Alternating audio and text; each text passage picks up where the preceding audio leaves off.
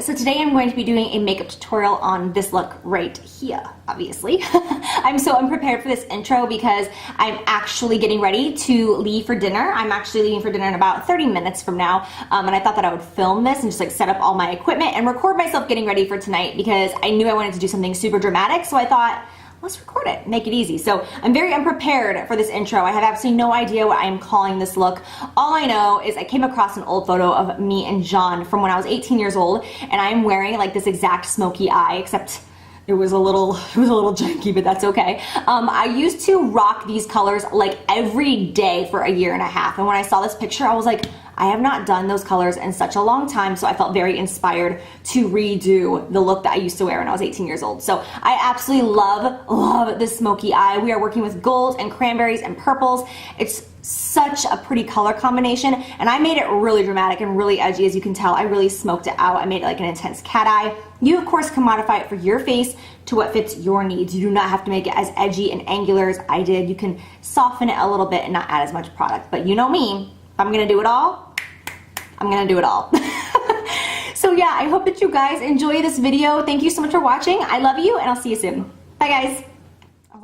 Well, hello. Let's transform this mess, shall we? Okay, let's get started. First thing I'm doing is priming my eyes, as always, and I still use the MAC Pro Longwear Concealer because it's just my absolute favorite way to prime my eyes ever.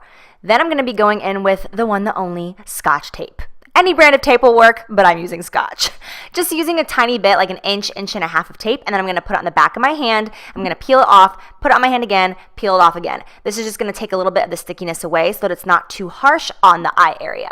What I'm gonna do is put this underneath the eye in a diagonal line from the corner of my eye up to my brow. I'm really focusing and concentrating because I want them to be as symmetrical as possible because it'll make our life a whole lot easier if they're symmetrical to begin with.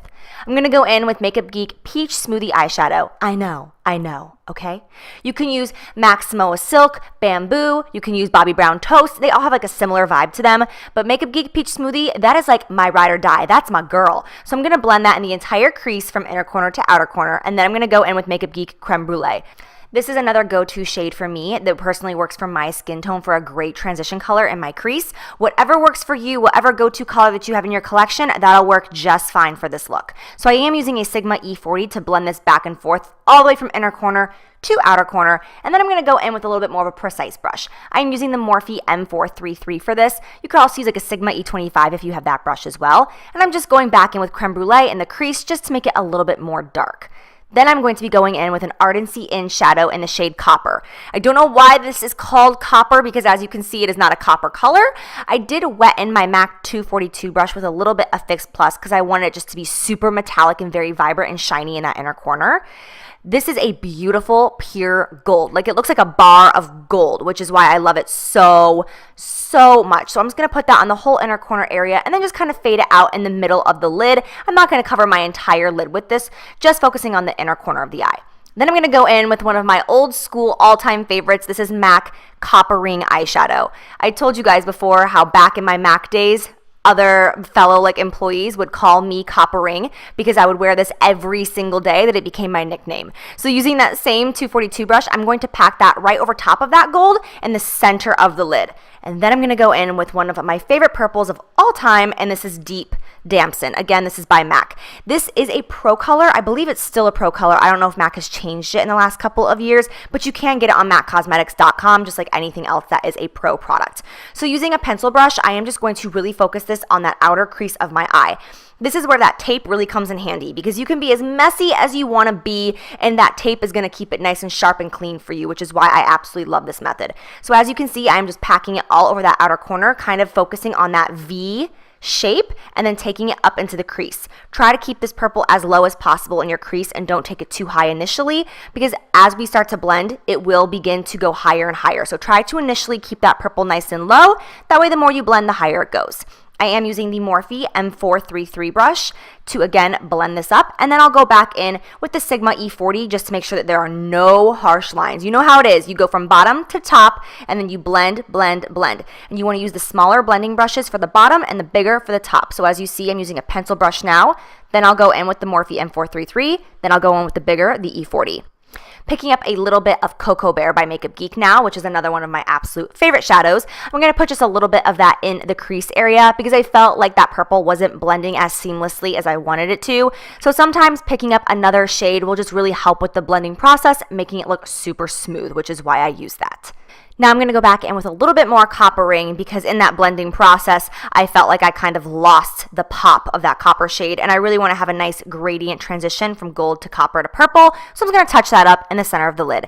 Now I'm going to go ahead and remove the Scotch tape, and you can see the big reveal of what we have on that outer corner now due to the Scotch tape.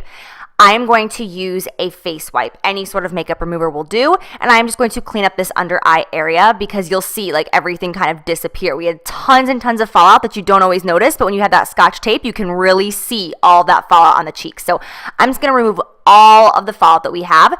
Then I'm going to go in with a Q-tip because sometimes using Scotch tape, that line can be super duper harsh. So using a clean cotton Q-tip, I will just go in and kind of rub back and forth, and this will soften that line so that it's not like, whoa, that's intense. You know what I'm saying? It'll make it just a little bit softer on the outer edges. Now I'm going to be doing my eyeliner. I'm using Maybelline as always. This is like my favorite eyeliner ever. It is from the drugstore. The price is right, and I swear, like, there's no eyeliner that I've ever used that is a gel liner that I like better than this one. So I am very thankful for Maybelline making this liner. And as you can see, because we use that Scotch tape to make that really precise, harsh line on the edge, it really acts as a great guide for your winged liner, which is just awesome because it makes it that much easier. Now I'm going to coat my lashes, and any mascara will do for this because I'm going to be going in with false lashes anyways. I'm going to be using Lily lashes in the style Mykonos. These are my new favorite lashes. This is the 4th time that I have worn this style, and I'm just so in love with them. They are very dramatic. If you haven't heard of Lily lashes yet, they are awesome. I just tried them for the first time this past month, and I'll link them down below for you guys who want to go ahead and check them out for yourself.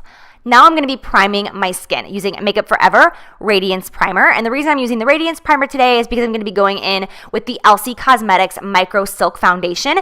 And as I have talked about this foundation before, it is a little bit more on the drier matte side. So I like to use the Radiance Primer. And then I'm also going to spritz my brush with some MAC Fix Plus. This is the M439 foundation brush that I've been raving about. I swear this brush and this foundation are a match made in heaven. And I am currently between the shade Natural and Sand, depending if I've self-tanned or not. I know a few people have asked about my shade in the LC foundation.